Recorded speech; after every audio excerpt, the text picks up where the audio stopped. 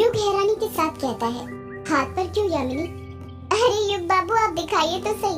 आप ना सवाल बहुत पूछते हैं। मैंने कहा हाथ दिखाइए तो बस हाथ दिखाइए।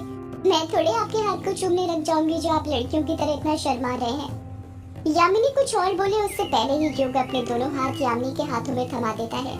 यामिनी युग के हाथ थामकर उसकी आंखों में देखने लग जाती है। युग को ये सब कुछ बहुत अजीब लगता है। वो हिचकिचाते हुए कहता है, ये तुम क्या कर रही हो यामिनी? यामिनी कुछ जवाब नहीं देती है। युग फिर वही सवाल करता है पर यामिनी इस बार भी कुछ जवाब नहीं देती है। युग के बार बार पूछने पर भी जब यामिनी कुछ जवाब नहीं देती है तो युग चुप रहना ही बेहतर समझता है। यामिनी एक टक नजर से युग की आंखों में देखते जा रही थी। कुछ पल के लिए युग को ऐसा लगता है कि यामिनी की आंखों से सफेद रोशनी निकल रही हो जो सीधे उसकी आंखों के अंदर प्रवेश कर रही हो। ऐसा लग रहा था जैसे यामिनी युग की आंखों में देखकर उसका अतीत जानने की कोशिश कर रही थी। कुछ देर बाद ही यामिनी युग के हाथ छोड़ देती है और घबराते हुए कहती है, ये अमोदिता की बच्ची ने ठीक नहीं किया, मैं उसे छोड़ूंगी नहीं। युग अजीब सा मुंह बनाते हुए कहता है, क्या अच्छा नहीं किया और किसने? यामिनी बात को दबाते हुए कहती है, कुछ नहीं युग जी, आपने मछली खाई थी तो आपको प्यास लगने लग गई होगी ना। युग को उसकी प्यास का कुछ एहसास ही नहीं था, पर जैसे ही यामिनी ने ये बात बोली थी उसका गला सूखने लग जाता है। युग अपने गले पर हाथ रखते हुए कहता है, हाँ यामिनी, तुमने ठीक कहा, मुझे प्यास लग रही है। मैं तो मछली खाने के बाद पानी पीना ही भूल गया था। यामिनी झोपड़ी में से बाहर निकलते हुए कहती है, चलिए मैं आपकी प्यास बुझा देती हूँ। युग बिना कुछ कहे यामिनी के पीछे पीछे जाने लग जाता है। बारिश की बूंदें अभी भी धीमी रफ्तार के साथ बरस रही थी। यामिनी कृष्णोई नदी के पास जाती है, अपनी हथेली में पानी लेती है और मन ही मन कुछ बड़बड़ाने लग जाती है जैसे कोई मंत्र सा पढ़ रही हो। युग एक टक नजर से यामिनी को देखते रहता है। वो मन ही मन सोचता है, ये यामिनी क्या कर रही है?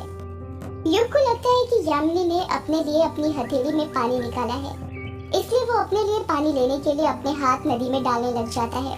युग अपने हाथ नदी के अंदर डाल पाता उससे पहले ही यामिनी उसे टोकते हुए कहती है, अरे युग बाबू, ये आप क्या कर रहे हैं? ये पानी मैंने आपके लिए तो निकाला है। आपको पता है ना, आप नदी का पानी अपनी हथेली में नहीं ले सकते। पिछली बार क्या हुआ था भूल गए क्या? जैसे ही यामिनी ये बात कहती है युग को पिछली बार की बात याद आ जाती है। उसे याद आता है कि पिछली बार जब उसने पानी पीने के लिए नदी में अपने हाथ डाले थे तो हमेशा उसके हाथों में मिट्टी और कंकड़ ही आए थे। युग पिछली बार की बात याद ही कर रहा था कि यामिनी उसे फिर से टोकते हुए कहती है, अरे युग बाबू, अब कहाँ खो गए आप ना बहुत सोचते हैं। इंसान को इतना भी नहीं सोचना चाहिए वरना उसके बाल जल्दी झड़ जाते हैं। चलिए अब जल्दी से अपने हाथ आगे कीजिए और पानी पी लीजिए। युग कहता कुछ नहीं, बस अपने दोनों हाथ आगे कर देता है। यामिनी अपनी हथेली से युग की हथेली में पानी देने लग जाती है और युग यामिनी की आंखों में देखते हुए पानी पीने लग जाता है। ऐसा लग रहा था जैसे यामिनी युग को पानी नहीं बल्कि अमृत पिला रही थी, उस जहर को बाहर निकालने के लिए जो अमोदिता ने उसे पिलाया था। जैसे युग का पानी पीना होता है युग अपने हाथों से अपनी आंखें मलने लग जाता है। यामिनी बड़े प्यार से युग से पूछती है, अब तो आपको उस अमोदिता की याद नहीं आ रही ना?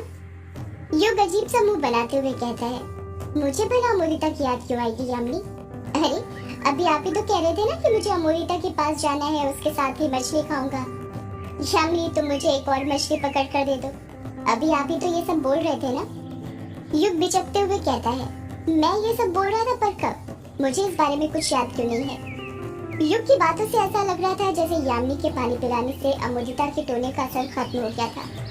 एक दो दिन में युग ने अमोदिता के साथ जो जो किया था, जो जो बातें की थी, उसे कुछ याद नहीं था।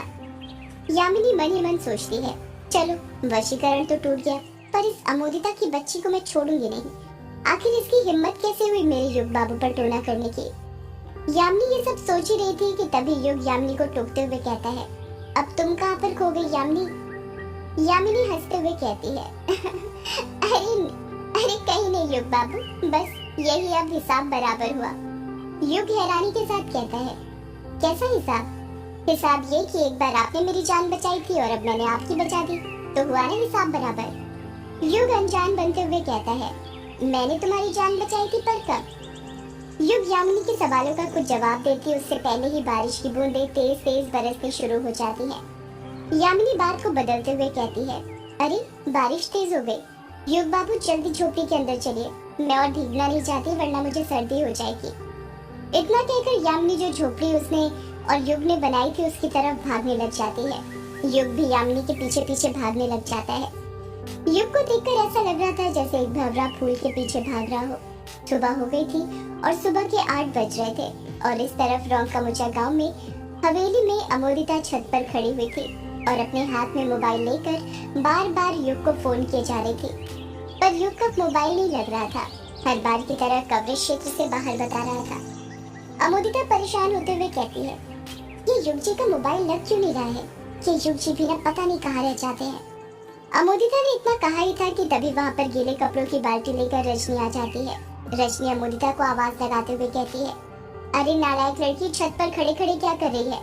यहाँ मैं इतनी सीढ़ियाँ चढ़कर कपड़ों की बाल्टी लेकर आई हूँ कपड़े सुखाने के लिए, और तू है कि यहाँ सुबह सुबह धूप खा रही है, आराम फरमा रही है। अमोदिता उदासी के साथ कहती है, आराम नहीं फरमा रही हूँ माँ। रजनी चिल्लाते हुए कहती है, आराम नहीं फरमा रही है तो क्या कर रही है? तुझे क्या लगता है कि मुझे कुछ दिखता नहीं है कि तू यहाँ पर क्या कर रही है? अमोदिता का पहले से मूड ऑफ था। रजनी के चिल्लाने पर उसका और मूड ऑफ हो जाता है। अमोदिता रजनी पर दहाड़ते हुए कहती है, माँ तुम्हें मुझे डांटे बिना चैन नहीं मिलता है क्या? जब देखो डांटती रहती हो मुझे बिना किसी मतलब के। यहाँ पर मेरा पहले से ही दिमाग खराब हुआ रखा है और तुम हो कि उसे और खराब कर रही हो। रजनी झट से कपड़ों की बाल्टी छत के फर्श पर रखती है और फुर्ती के साथ अमोदिता के पास जाती है। रजनी ने आज तक अमोदिता का ऐसा बर्ताव कभी नहीं देखा था। वो अमोदिता को देखकर समझ जाती है कि जरूर कुछ ऐसा हुआ है जो नहीं होना चाहिए था। रजनी अमोदिता के पास जाती है और उसके सिर पर हाथ फेरते हुए कहती है, अरे अमोदिता तुझे हुआ क्या? तू बताएगी कुछ? अमोदिता उदासी के साथ कहती है, अब तुमको क्या बताऊं ना, पता नहीं मेरी किस्मत में क्या लिखा है, कुछ समझ ही नहीं आता कि चल क्या रहा है जिंदगी में। रजनी बिचकते हुए कहती है, तो ये प्रवचन देना बंद करेगी और सीधे सीधे बताएगी हुआ क्या है? क्यों सुबह सुबह सड़ी हुई गोभी की तरह मुंह बनाकर बैठी हुई है? माँ तुमको पता है कल शाम ने मुझे युग जी का फोन आया था। अमोदिता अपनी बात पूरी करती उससे पहले ही रजनी उसे बीच में टोकते हुए कहती है, क्या कहा? युग का फोन आया था? क्या बोला वो तैयार हो गया ना तुझसे शादी करने के लिए? अमोदिता रजनी पर चढ़ते हुए कहती है, अरे माँ पहले मेरी बात तो पूरी हो जाने दो। बात तो पूरी होती नहीं, ख्याली पुलाव तुम पहले पकाने लग जाती हो। रजनी करते हुए कहती है, हाँ हाँ बोल, क्या बोल रही थी तू? अमोदिता उदासी के साथ कहती है, कल शाम को युग जी का कॉल आया था और तुमको पता है माँ, युग जी ना मुझसे मिलने आने वाले थे। मैं तो समझ गई थी कि रात में वो मुझसे मिलने क्यों आ रहे थे। रजनी झट से पूछती है, क्यों आ रहा था वो तुझसे रात में मिलने के लिए? अमोदिता शर्माते हुए कहती है, और क्यों माँ, वही सब करने के लिए जो आप रात में पापा के साथ करती हो। रजनी झट से जवाब देती है, पैर दबाने के लिए? रजनी मुंह बनाते हुए कहती है, रात में युग तेरे पैर दबाने के लिए आ रहा था क्या इतनी दूर से? अमोदिता चिढ़ते हुए कहती है, माँ तुम क्या रात में पापा से अपने पैर दबवाती हो? नॉर्मल औरों के पेरेंट्स की तरह आप दोनों वो नहीं करते क्या? रजनी अमोदिता पर बिलखते हुए कहती है, नालायक लड़की, तो ये पहेलियाँ क्यों बुझाती रहती है? सीधे सीधे नहीं बता सकती कि युग तुझसे मिलने क्यों आ रहा था रात में? अमोदिता जवाब देती है, तो कहाँ पर थी मैं? माँ तुम ना बीच में बार बार टोक कर सब कुछ भुला देती हो। अब जब तक मेरी बात पूरी नहीं हो जाती तुम बीच में मत बोलना, ठीक है माँ? तू बोल तो नालायक। अमोदिता कहती है, माँ शाम को ना युग जी का फोन आया था और वो कह रहे थे कि मुझसे मिलने आने वाले हैं। मैं समझ गई कि वो मुझसे मिलने क्यों आ रहे हैं, इसलिए मैंने वो अपनी हवेली के पीछे झोपड़ी है ना, उसकी साफ सफाई भी करवा दी थी। यहाँ तक कि गद्दा भी रखवा दिया था ताकि करने में कोई प्रॉब्लम ना हो। पर शाम से रात हो गई, रात से दिन, पर युग जी अभी तक आए ही नहीं। अरे नालायक लड़की, तो इसमें इतना परेशान क्यों हो रही है? तेरे पास फोन है ना, फोन करके पूछ ले कि क्यों नहीं आए युग। तू भी ना सही में नालायक ही है। अरे माँ शाम से कॉल कर रही हूँ, यहाँ तक कि सारी रात युग जी को फोन करते करते ही सो गई, पर उनका फोन लग ही नहीं रहा, नेटवर्क से बाहर बता रहा है। मुझे तो ना उनकी बहुत फिक्र हो रही है, पता नहीं कहाँ रह गए, अभी तक आई क्यों नहीं। अरे तू ना बेवजह ही फिक्र कर रही है। तुझे पता है ना युग अपने वो लफंगे दोस्तों के साथ रहता है, किसी को कुछ काम धाम तो है नहीं, दिन भर उसी के साथ बैठे रहते हैं निकम्मे कहीं के। तो रोक लिया होगा उन्हीं में से किसी ने और नहीं आने दिया होगा यहाँ पर। कहा होगा सुबह चले जाना। अमोदिता अपना सिर हिलाते हुए कहती है, बात तो तुम्हारी एकदम ठीक है माँ। अरे नालायक लड़की, मैं गलत बोलती ही कहाँ हूँ? युग यहाँ पर नहीं आ पा रहा तो क्या हुआ? तू तो युग के पास जा सकती है ना, एक काम कर, तू अभी ग्रेवयार्ड कोठी जाने के लिए निकल जा और वहीं पर युग के साथ सब कुछ कर लेना। वहाँ पर तुझे कोई डिस्टर्ब नहीं करेगा, वरना यहाँ पर तो तुझे पता ही है झोपड़ी के अंदर कोई ना कोई आ ही जाता है। ठीक है माँ, मैं अभी ग्रेवयार्ड कोठी चली जाती हूँ। इतना कहकर अमोदिता ग्रेवयार्ड कोठी जाने के लिए वहाँ से निकल जाती है। इस तरफ ग्रेवयार्ड कोठी में अभिमन्यु, कायर और कछुआ रात में ज्यादा शराब पी लेने की वजह से फर्श पर ही अस्त व्यस्त तरीके से पसर कर सो रहे थे। तीनों गहरी नींद में सो रहे थे। शराब की बोतलें उन्हीं की तरफ फर्श पर बिखरी हुई थी, जिसमें से एक दो बोतल टूट चुकी थी। तीनों सो ही रहे थे कि तभी कोई दरवाजा खटखटाता है। कायर नींद में ही बड़बड़ाता है, अरे कछुए, कोई दरवाजा खटखटा रहा है, जाकर देख कर आना कौन है। कछुआ कुछ जवाब नहीं देता क्योंकि वो गहरी नींद में सो रहा था, उसे कुछ होशो हवास ही नहीं था। कायर फर्श पर से उठते हुए कहता है, लगता है मुझे जाकर देखना पड़ेगा। इतना कहकर कायर अपनी जगह पर से उठता है, अंगड़ाई लेते हुए दरवाजे के पास पहुंचता है और दरवाजा खोल देता है। जब वो दरवाजा खोलता है तो देखता है कि दरवाजे पर युग खड़ा हुआ था। कायर उबासी लेते हुए कहता है, अरे युग, तू आ गया। युग कायर की हालत देखकर समझ जाता है कि जरूर उसके दोस्तों ने रात में कार्यक्रम किया था। युग घर के अंदर घुसने लग जाता है। जैसे ही वो घर के अंदर घुसता है, अपने हाथों से अपनी नाक बंद कर लेता है। युग अपनी नाक बंद करते हुए कहता है, छी, कितनी गंदी स्मेल आ रही है, ये क्या हालत बना दी है तुम तीनों ने ग्रेवयार्ड कोठी की। कायर झट से कहता है, मैंने नहीं यार, इन दोनों ने। देख कितने आराम से सो रहे हैं घोड़े बेचकर। कोठी के अंदर हर जगह शराब की महक आ रही थी क्योंकि रात में पार्टी करते वक्त इन तीनों ने शराब पी कम थी, गिराई ज्यादा थी।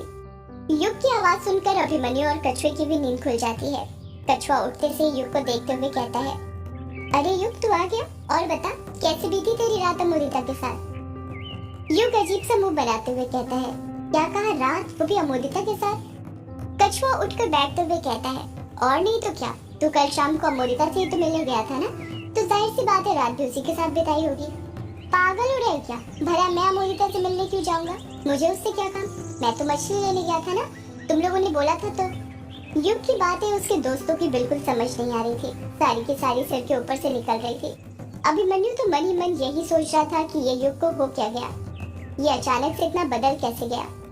कल तक तो अमोदिता के नाम की माला जप रहा था और अब देखो उसके नाम से ही चिढ़ रहा है। कहीं टोना टूट तो नहीं गया जो युग पर किया गया था। अभिमन्यु युग से कुछ बोल पाता उससे पहले ही युग बोल पड़ता है, मैं अमोदिता से मिलने कहाँ गया था, मैं तो मछली लेने गया था ना, पर कल रात इतनी जोरों की बारिश हो रही थी कि क्या बताऊं, इसलिए मैं यामिनी के साथ ही घाट पर रुक गया। युग की बात सुनकर अभिमन्यु, कायर और कछुआ तीनों भौचक के रह जाते हैं। अभिमन्यु बड़ी बड़ी आंखें करते हुए कहता है, मतलब कल रात तू अमोदिता के साथ नहीं बल्कि यामिनी के साथ था। सदियों से है पुरानी ये है यक्षिणी की कहानी,